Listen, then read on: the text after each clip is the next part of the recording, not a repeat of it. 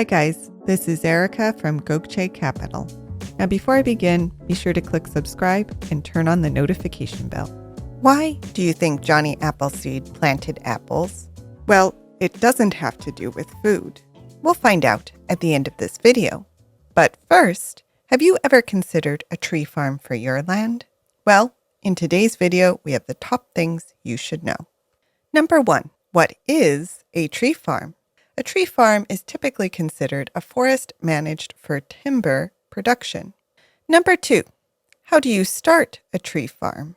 First, of course, you need land. It's a good idea to select a flat, well-drained property.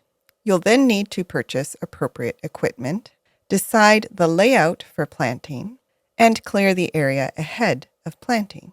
In addition, before you begin planting your trees, you'll want to test the soil pH level and conduct a soil analysis to determine its nutrient levels. Depending on the results of these tests, you may want to amend your soil with nutrients and ingredients to alter the pH and nutrient content if needed. After this, you'll make holes for your trees about 6 feet apart on all sides and plant the trees.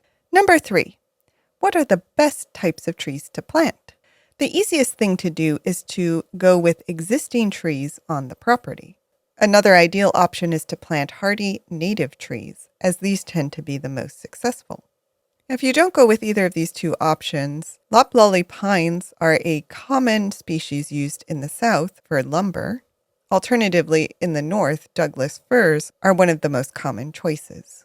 Number 4, how do you create the business side of your tree farm? It's not enough just to plant trees. I'm sure you want to make a profit too. To do this, your tree farm should become a business.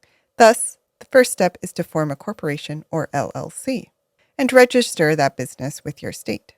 While not strictly necessary, it is a good idea to have a forest management plan set up by a professional forester.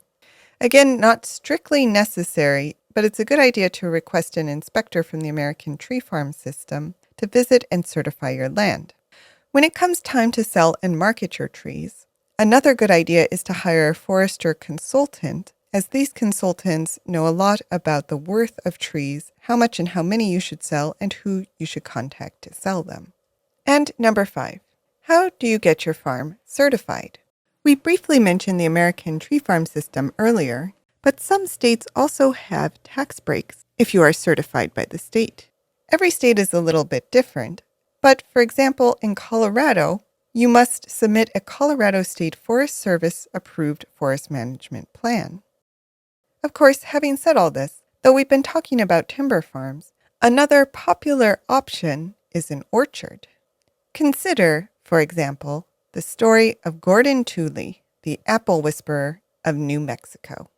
Gordon first fell in love with apples in his youth when he used to pick the semi-feral fruit that grew on old, abandoned homesteads around the Philmont Ranch where his father worked.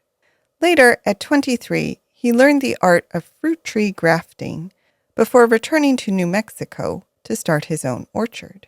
But the fruits he grows on his land are not garden variety galas or Granny Smiths. No, Gordon is on a mission to revive the astonishingly rich diversity of the humble apple.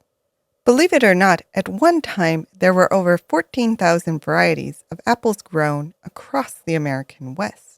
The apple's prolific history is embedded deep in our cultural mythology in the figure of Johnny Appleseed, that odd character who, according to author Howard Means, has been imagined not only as a children's book simpleton, but frontier bootlegger, cannabis advocate, and patron saint for the evangelical environmentalist movement.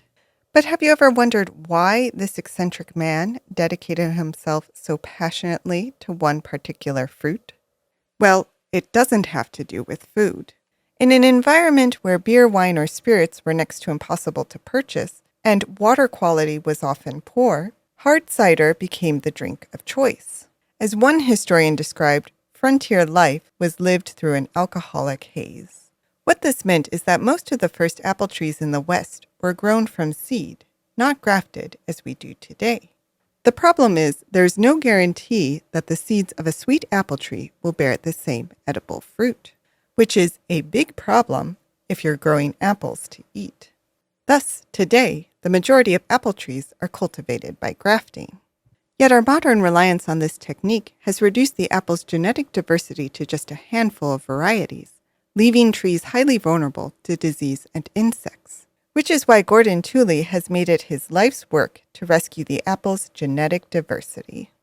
Of course, you don't need to be a Gordon Tooley or Johnny Appleseed to grow some tasty fruit in your backyard, for fruit trees are a relatively easy and fun way to get into tree farming. But what do you think? Do you have any stories about tree farms? Let us know in the comments. Did you like this video? You're going to love our Gokce Land Due Diligence program. We'll make you a land due diligence expert in just 7 days. Check it out at gokcecapital.com/glad. And while you're at our website, don't forget to explore our $1 down properties at gokcecapital.com/listings. Finally, don't hesitate to reach out.